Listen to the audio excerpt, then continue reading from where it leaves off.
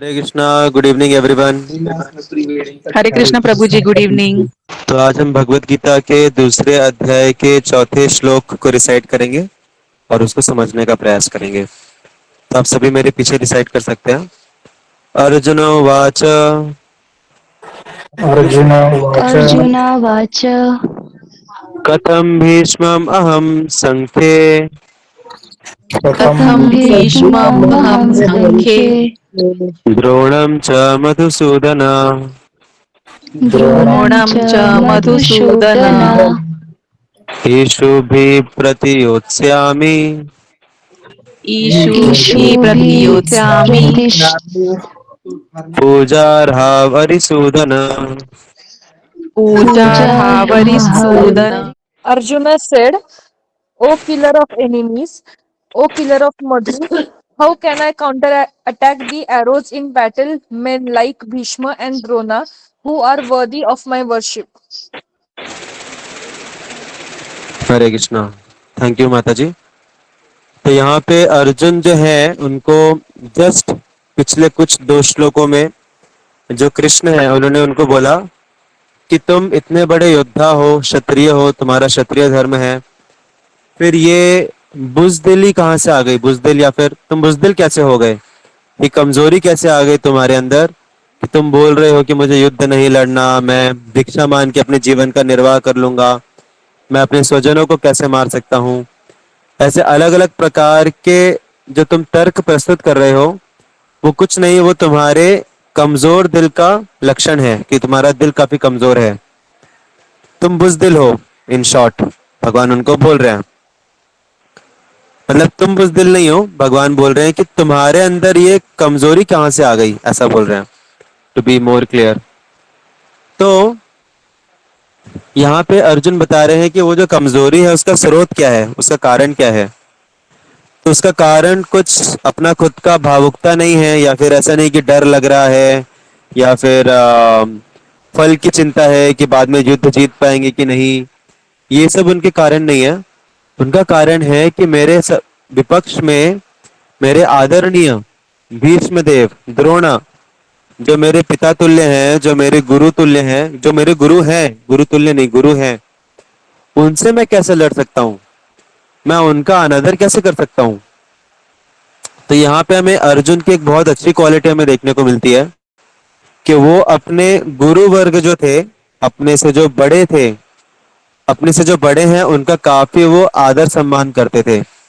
यहाँ पे क्या बताया जा रहा है कि ये सब मुझसे बड़े हैं, ये तो मेरे लिए पूजनीय हैं, इनके चरणों में मुझे पुष्प अर्पण करने चाहिए, और आप मुझे बोल रहे हो कि इनके हृदय में तुम तीर मारो। ऐसे कैसे कर सकता हूं मैं?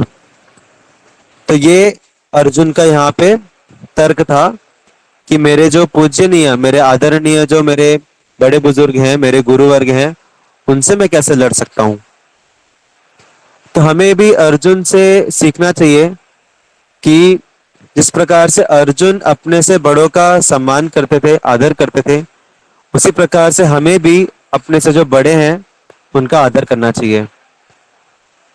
कोई बता सकते हैं कि हमें अपने से जो बड़े हैं उनका आदर क्यों करना चाहिए? उससे क्या फायदा होगा?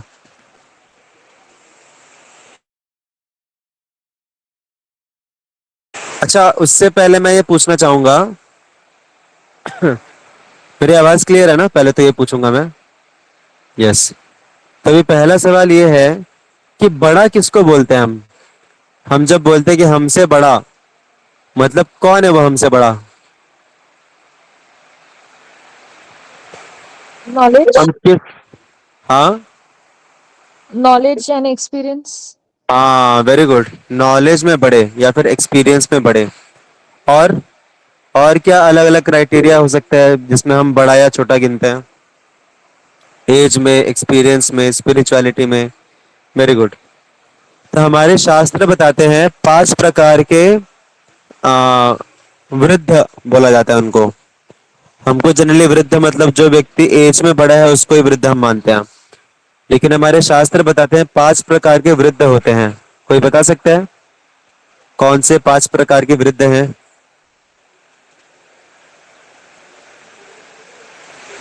या कोई भी एक प्रकार का वृद्ध, किसी को पता है?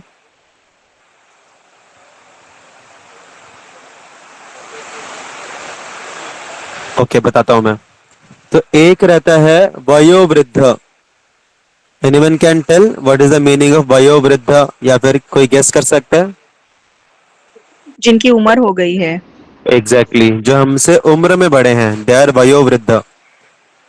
फिर एक रहता है ज्ञान वृद्ध।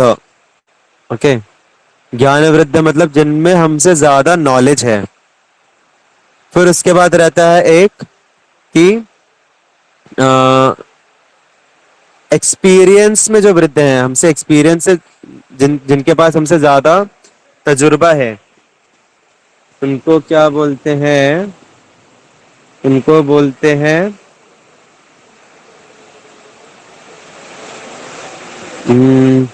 एक्चुअली वो भी ज्ञान वृद्ध में ही आता है, क्योंकि एक्सपीरियंस से ही ज्ञान भी बढ़ता है हमारा।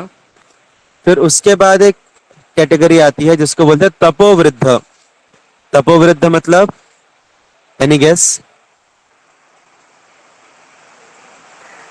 जिन्होंने तपस्या ज्यादा की है। हाँ, जिन्होंने तपस्या ज्यादा की भी है और अभी भी तपस्या ज्यादा करते हैं। मतलब जो सैक्रिफाइस करते हैं दूसरों के लिए, जो सेल्फिश जीवन नहीं जीते, जो दूसरों के लिए सैक्रिफाइस करते हैं, वो भी हमारे लिए आदरणीय है। तो पहला कैटेगरी था जो हमसे उम्र में बड़े हैं, वो हमारे लिए आदरणीय है। दूसरा कैटेगरी था जिनके अंदर ज्ञान और अनुभव तजुर्बा हमसे ज्यादा है, वो हमारे लिए आदरणीय है। तीसरा कैटेगरी जो कि तपस्या में हमसे आदरणीय, हमसे ज्यादा है, मतलब वो सेल्फिश नहीं है, सेल्फलेस है, और वो अपने आप खुद के ऊपर उनका नियंत्रण है। क्योंकि तपस्या वही व्यक्ति कर सकता है जिसको खुद के ऊपर नियंत्रण है, तो अपने इंद्रियों पे, अपने मन पे जिसको संयम है, दैट इज तपोवृद्ध। फिर उसके बाद एक कैटेगरी आता है वृद्ध का जिसको बोलते हैं विज्ञान वृद्ध। विज्ञान वृद्ध मतलब साइंटिस्ट। साइंटिस्ट आएंगे क्या विज्ञान वृद्ध में? गलत जवाब। तो संस्कृत में विज्ञान का मतलब साइंस, वो वाला अपना वाला साइंस नहीं होता। विज्ञान का मतलब होता है शास्त्र के अनुसार विकृष्ट रूपेण ज्ञान। मतलब ज्ञान, और विज्ञान मतलब साक्षात्कार ज्ञान का, रियलाइज्ड नॉलेज। एक रहता है सिर्फ पता होना चीजों के बारे में, दूसरा होता है उसका रियलाइजेशन होना, उसका साक्षात्कार होना।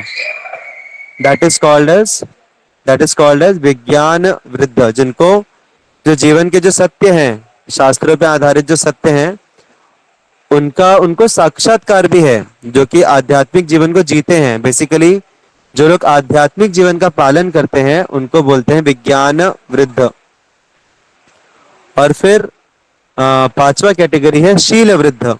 शील वृद्ध मतलब जिनका स्वभाव, जिनका जो भी कार्यकलाप है वो काफी शील है, मतलब जो काफी अच्छे वेल बिहेव्ड लोग हैं। ओके, तो बिहेवियर में मैच्योर होना। तो पहला कैटेगरी क्या था, कौन सा मैच्योरिटी था पहला वाला? वयोवृद्ध। हाँ, एज में मैच्योर होना। दूसरा क्या था? ज्ञान वृद्ध। ज्ञान वृद्ध। हाँ, मतलब नॉलेज में मैच्योर होना। तीसरा कौन सा था? विज्ञान वृद्ध। तीसरा था तपोवृद्ध। तपोवृद्ध मतलब तपस्या में खुद को संयम करने में और दूसरों के लिए सैक्रिफाइस करने में जो मैच्योर हैं, दैट इज थर्ड कैटेगरी।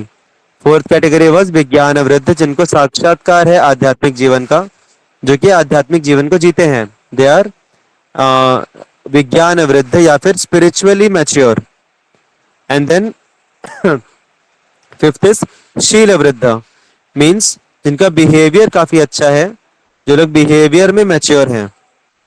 तो ये 5 प्रकार के वृद्ध हैं, और इन वृद्धों का हमें, इन मैच्योर लोगों का हमें आदर सम्मान करना चाहिए, और उनका दे आर पूजनीय, दे आर वर्शिपेबल।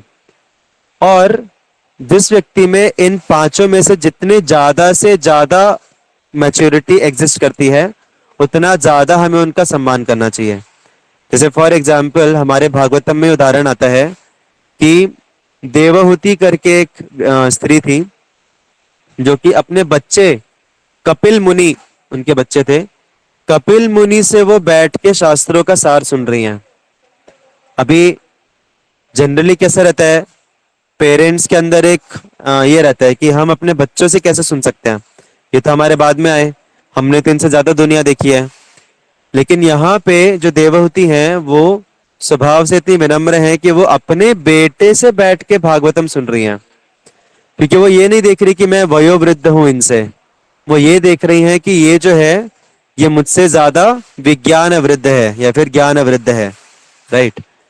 तो ये जितने भी वृद्ध हैं, जितने भी मैच्योरिटी के लेवल हैं, इनका ग्रेडेशन है। तो सबसे बेसिक लेवल पे आता है वयोवृद्ध, कि ठीक है भाई एज में बड़े हैं, दैट्स इट। लेकिन उनसे भी ज्यादा ऊंचा दर्जा रहता है उनका जो लोग ज्ञान में वृद्ध हैं। और अगर कोई व्यक्ति एज में भी वृद्ध है और ज्ञान में भी वृद्ध है, वो तो और भी ज्यादा पूजनीय है। लेकिन ज्ञान में वृद्ध होना ज्यादा इंपॉर्टेंट है एज में वृद्ध होने से, एज ज्यादा होने से ज्यादा इंपॉर्टेंट है ज्ञान ज्यादा होना चाहिए। फिर तीसरा आता है तपोवृद्ध, मतलब सिर्फ इनको ज्ञान ही नहीं है, ये सैक्रिफाइस भी करते हैं लोगों के लिए और इनको अपने इंद्रियों पे संयम भी है। सो तपोवृद्ध जो है वो और ज्यादा हाई लेवल की मैच्योरिटी है और वो और ज्यादा आदरणीय है। और अगर ऐसे लोग जो कि एज में भी हमसे बड़े हैं, ज्ञान में भी हमसे बड़े हैं और तपस्या में भी हमसे बड़े हैं, वो सैक्रिफाइस करते हैं लोगों के लिए, तब तो आप मान लीजिए कितने वो आदरणीय होने चाहिए हमारे लिए। और तपोवृद्ध से भी ज्यादा ऊंचा स्तर रहता है किनका? शील वृद्ध। विज्ञान वृद्ध, जिनको साक्षात्कार है, जो लोग सिर्फ तपस्या ही नहीं करते, सेंस कंट्रोल नहीं करते, साथ साथ जो भक्ति करते हैं, जो आध्यात्मिक जीवन का पालन करते हैं। तो अगर हम प्रहलाद महाराज का और हिरण्यकशिपु का उदाहरण देखते हैं, तो हिरण्यकशिपु कौन से वृद्ध थे? ज्ञान कम, वृद्ध। वयोवृद्ध। हाँ वयोवृद्ध थे वो। हिरण्यकशिपु प्रहलाद महाराज से वयोवृद्ध थे, इसीलिए प्रहलाद महाराज उनकी बहुत रिस्पेक्ट करते थे, राइट, कभी उनको उल्टा जवाब नहीं देते थे। और साथ ही साथ हिरण्यकशिपु जो है वो ज्ञान वृद्ध भी थे, उनको आत्मा का ज्ञान था, दुनिया का ज्ञान था उनको। लेकिन प्रहलाद महाराज कौन से वृद्ध थे? विज्ञान वृद्ध। हाँ, प्रहलाद महाराज विज्ञान वृद्ध थे, उनको भगवान के बारे में विज्ञान था, भगवान का साक्षात्कार था उनको। और साथ ही साथ शील वृद्ध भी थे, उनका बिहेवियर बहुत ही प्लीजिंग था, जेंटलमैनली था। आप में से किस किस ने मूवी देखी है महाअवतार नरसिम्हा? या तो I need not explain much about the शीलता ऑफ प्रहलाद महाराज। तो ही वॉज अ शील वृद्ध ऑल्सो, विज्ञान वृद्ध ऑल्सो, तपोवृद्ध ऑल्सो। कितनी तपस्या की उन्होंने, वयोवृद्ध छोड़ के बाकी सब कुछ था उनके पास। ज्ञान पेट में ही, वो अपने गर्भ में, जब वो गर्भ में थे तभी से उनको ज्ञान था। तो जितना ज्यादा व्यक्ति आध्यात्मिक जीवन का पालन कर रहा है, स्पिरिचुअलिटी को प्रैक्टिस कर रहा है, उतना ज्यादा वो हमारे लिए वर्शिपेबल हो जाता है। सिर्फ ऐसा नहीं कि कोई व्यक्ति धोती कुर्ता पहना है भगवे रंग का और भगवा रंग हो या पीला रंग हो या वाइट रंग हो, और फिर सिर्फ हम वो कपड़ा देख के उसका सम्मान करें। नहीं, कपड़ा, इसमें इसमें कोई सा भी कैटेगरी कपड़ा वृद्ध है क्या? कपड़ों वृद्ध ऐसा कोई है क्या कैटेगरी?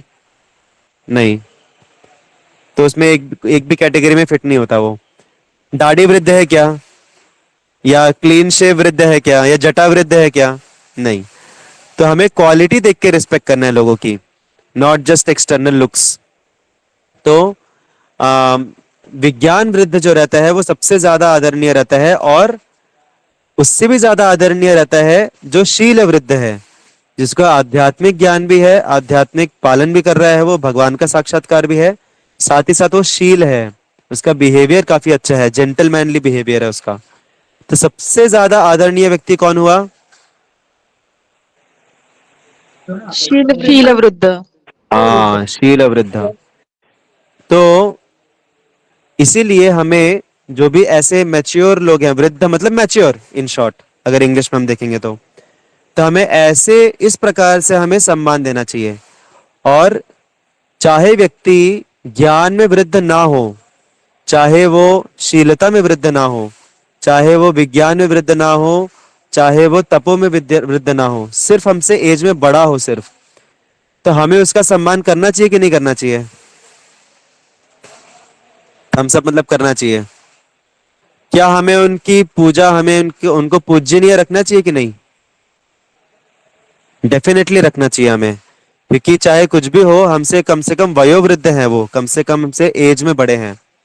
तो जब हम उन, अच्छा अभी दूसरा सवाल उठता है कि आ, अच्छा उससे पहले एक बहुत इंपॉर्टेंट चीज है हमें समझना चाहिए कि अगर कोई व्यक्ति वयोवृद्ध है, हमसे एज में बड़ा है, फॉर एग्जाम्पल हमारे पेरेंट्स हैं, ठीक है, और कोई दूसरा व्यक्ति है जो कि विज्ञान वृद्ध है, जैसे गुरु जो कि हमें आध्यात्मिक ज्ञान दे रहे हैं, तो हमें ज्यादा रिस्पेक्ट किसका करना चाहिए?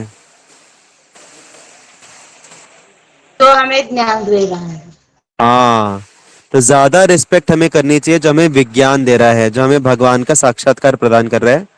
इसका मतलब ये नहीं कि हम जो वयोवृद्ध हैं उनका हम अनादर करें, हम सभी का आदर करें, हम वयोवृद्ध का भी आदर करें। लेकिन अगर हमें कोई वयोवृद्ध व्यक्ति बोलता है कि अरे भक्ति वक्ति मत करो, बिगड़ जाओगे, हो सकता है ऐसे हमसे बड़े बुजुर्ग लोग बोले, क्योंकि उनको खुद को पता नहीं है भक्ति के बारे में। तो अगर कोई ऐसा बोलता है और हमको लगता है कि अरे हमारे माता पिता हैं, हमारे रिश्तेदार हैं, हमसे बड़े बुजुर्ग हैं, तो जरूरी नहीं है कि हम उनको फॉलो करें, बिकॉज जो विज्ञान वृद्ध व्यक्ति है वो वयोवृद्ध व्यक्ति से भी ऊंचा है। तो अगर कोई व्यक्ति हमें आध्यात्मिक ज्ञान दे रहा है तो हमें उनको फॉलो करना चाहिए, और जो हमसे वयोवृद्ध हैं उनको हमें रिस्पेक्टफुली, हमें उनको आदर सम्मान के साथ डिसफॉलो करना चाहिए। आदर सम्मान देना चाहिए उनको डेफिनेटली, बट जब बात आती है भक्ति की, जब बात आती है आध्यात्मिक ज्ञान की, तो हमें सिर्फ क्योंकि हमारे बड़े बुजुर्ग बोल रहे हैं तो इसलिए हम छोड़ दें, तो ये एक प्रकार का फुलिशनेस होगा। हमें रिस्पेक्ट देना है उनको, और हमें कोशिश करना है कि उनको भी मिल पाए, राइट। हमको जो मिल रहा है ये विज्ञान भक्ति का, वो हम उनको भी दे पाए, that will be the best form of respecting them. तो जैसे प्रहलाद महाराज इसके बेस्ट एग्जाम्पल हैं। प्रहलाद, जैसे हम में से काफी लोगों को लगता हो कि यार हमारे पेरेंट्स, हमारे फ्रेंड्स, हमारे रिलेटिव्स हमें भक्ति में सपोर्ट नहीं करते, हमें कभी कभी बोलते हैं कि अरे भक्ति वक्ति मत करो, तुम इररिलेवेंट हो जाओगे सोसाइटी में। तो ये तो बहुत छोटी सी बात है, क्या इनमें से कोई भी हिरण्यकशिपु की बराबरी कर सकते हैं क्या? क्या हमारे किसी रिश्तेदार ने, किसी परिवार वाले ने हमको पहाड़ से नीचे फेंका क्या भक्ति कर रहे हो इसलिए? जहर दिया है क्या? आग में जलाने का कोशिश किया है क्या? कुछ भी नहीं किया है, बेचारे बहुत सभ्य लोग हैं हमारे आसपास के। तो हिरण्यकशिपु ने इतनी सारी कोशिशें की प्रहलाद महाराज को भक्ति से पथभ्रष्ट करने की, लेकिन प्रहलाद महाराज ना ही पथभ्रष्ट हुए और ना ही उन्होंने सम्मान छोड़ा। तो Prahlad Maharaj is the best example, most ideal example for us, कि हमें रिस्पेक्ट भी करना है, हमसे जो वयोवृद्ध हैं, ज्ञान वृद्ध है, तपोवृद्ध हैं, उनका रिस्पेक्ट भी करना है अच्छे से। बट रिस्पेक्टिंग का मतलब ये नहीं है कि हम अपनी आंखें मूंद करके हम बस जो भी वो बोल रहे हैं उनको फॉलो करें। We can respectfully disagree also, but there should be definitely respect. Respect में कुछ कॉम्प्रोमाइज नहीं होना चाहिए। सो अगर ये पूरा जो भी डिस्कशन है इसको अगर हमें एक सेंटेंस में बोलना है तो we should follow the footsteps of Prahlad Maharaj, that's it. So will stop here. Hare Krishna.